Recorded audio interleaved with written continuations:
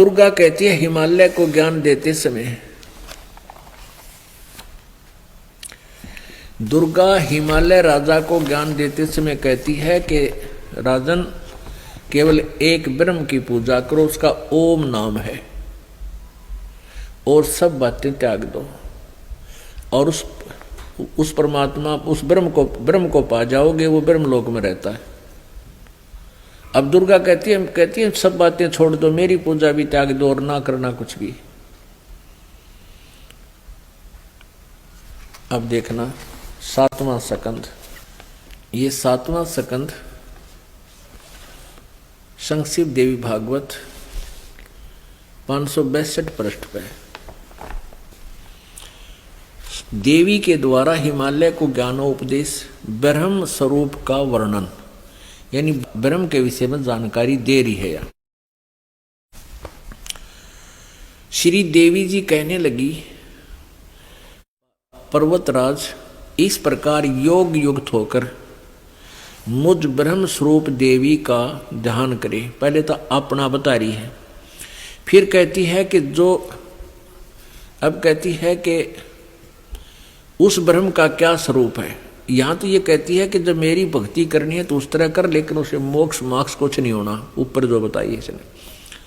फिर कहती है कि उस ब्रह्म का क्या स्वरूप है, यह बतलाया जाता है, जो प्रकाश रूप सबके अत्यंत समीप में स्थित हृदय रूप गुहा में स्थित होने के कारण गुहाचर नाम से प्रसिद्ध और महान पद परंपरा अर्थात परंपरा पे है।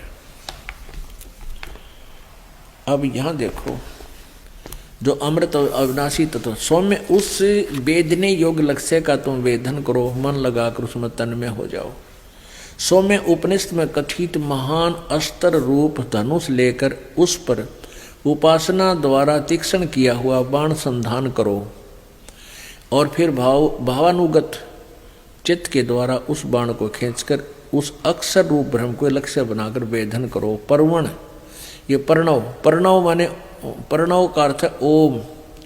ये प्रणव धनुष है, यानी ओम मंत्र तो धनुष है, जीवात्मा बाण है और ब्रह्म को उसका लक्ष्य कहा जाता है।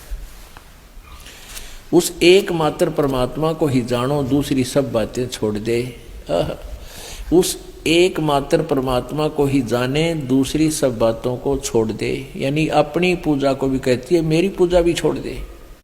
यही अमृत रूप परमात्मा के पास पहुंचाने वाला पुल है। संसार समुद्र से पार होकर अमृत स्वरूप परमात्मा को प्राप्त कराने का ये सुलभ साधन है। जिस प्रकार आगे देखो, इस आत्मा का यहां लिखना था, इस परमात्मा का ओम के जप के साथ ध्यान करो। ओह ओम, और इस अज्ञान में अंधकार से सर्वथा परे और संसार समुद्र से पार जो ब्रह्म है उसको पा जाओगे। ओम नाम जाप करे, ब्रह्म उद्देश्य हो, इष्ट हो, तुम्हारा कल्याण हो। ठीक है, और फिर वो कहाँ रहता है, ये 563 पृष्ठ पे। वह यह सबका आत्मा ब्रह्म, ब्रह्मलोक रूप दिव्य आकाश में स्थित है। वो ब्रह्मलोक में रहता है, उसका ओम नाम है और ब्रह्म इष्ट होना चाहिए उपासक का, तो ब्रह्मलोक में रहता हो भगवान, उस ब्रह्मलोक में चले जाओगे। अपने आत्माओं, परमात्मा की भक्ति करना बहुत आसान है। यदि आपका ये विश्वास हो जावे कि ये साधना सही है जो हम कर रहे हैं, इतनी आसान है कि इस पृथ्वी पर ऐसा कोई साधन आसान नहीं है जो परमात्मा पाने की विधि आसान है।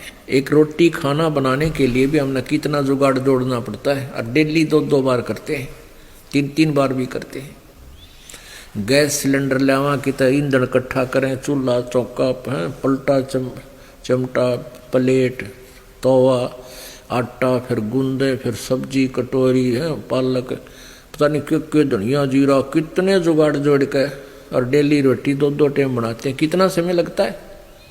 और परमात्मा के भजन में जीभ भी ना ठानी, जीभ भी नहीं उठानी, कोई हरकत में भी नहीं आना। लेटा है तो लेटा लेटा सुमन शुरू कर दे, बैठा है तो बैठा बैठा। इतना बढ़िया सुमन दे रखा भगवान ने। नाम उठत नाम बैठत नाम सोत जागबे, नाम खाते नाम पीते नाम सेती लागबे। यानी हम अपने दैनिक क्रिया करते करते परमात्मा की भक्ति कर सकते हैं। परमात्मा का जो सतनाम का सिमरन है या वैसे मंत्र जाप है, आपको मौखिक याद हो जाता है। इसमें कुरलाकरण की जरूरत कोई ना, जब भी याद आ गया जब बंट जा। कुछ भी इकट्ठा नहीं करना, ना आटा गूंदना, ना सब्जी काटनी, ना आग जलानी, ना कोई ईंधन इकट्ठा करना। और उसको हम डेली करते हैं, चाहे घंटा लगे चाहे 2 घंटे, 2 घंटे सुबह शाम खाना खुना बनाने में खाने में सारा काम करते हैं। तो इसमें इतना आसान है। तो आपके ये हृदय में समा जाना चाहिए कि हम जो कर रहे हैं ये बिल्कुल फाइनल है।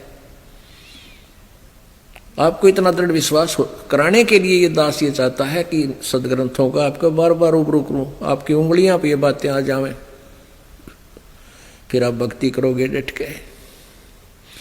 अब आप जी के समक्ष हो गया कि देवी कहती है ब्रह्म की पूजा करो। ब्रह्मा नारद और व्यास जी कहते हैं कि विष्णु जी सर्वेश्वर हैं, ये जगत के प्रभु हैं। और विष्णु जी कह रहे हैं दुर्गा से ऊपर मैं कोई भगवान ना जानता, इस तो ऊपर कोई भगवान परमात्मा है कोई नहीं, मैं इससे ही पूजा करता हूँ, या इससे ऊपर कोई देवता है कोई नहीं।